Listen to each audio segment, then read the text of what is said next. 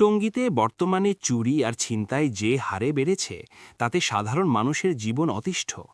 Station road, Cheragali, college gate বা মীরের বাজার প্রতিদিন কোথাও না কোথাও কেউ না কেউ ছিনতাইয়ের শিকার হচ্ছেন। সন্ধ্যার পর একা বের হওয়া যেন এখন দায় হয়ে দাঁড়িয়েছে। মোবাইল, টাকা পয়সা তো যাচ্ছেই, সাথে থাকছে জীবনের ঝুঁকি। এমনকি ঘরের ভেতরও মানুষ নিরাপদ নয়। গ্রিল কেটে চুরি এখন নিত্যনৈমিত্তিক ঘটনা। টঙ্গী বাজারের মতো একটি ব্যস্ত এবং বড় বাণিজ্যিক এলাকায় চোরদের উপদ্রব দোকানদারদের জন্য এক বিরাট অভিশাপ।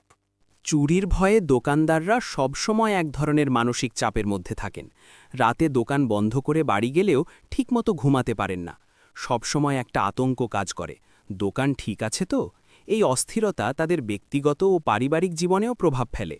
17/1/2026 তারিখে কাস্টমারকে তাদের প্রোডাক্ট বুঝিয়ে দেওয়ার পর কাস্টমারের সামনে থেকে তাদের প্রোডাক্টগুলো 30 সেকেন্ডে চুরি করে নিয়ে গেল এক ভিক্ষুক বেশি মহিলা চোর। এটা খুবই দুঃখজনক ঘটনা।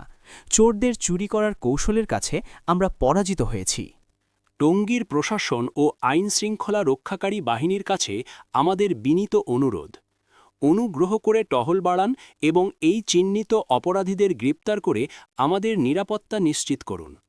আমরা শান্তিতে ও নিরাপদে টঙ্গীতে বসবাস করতে চাই।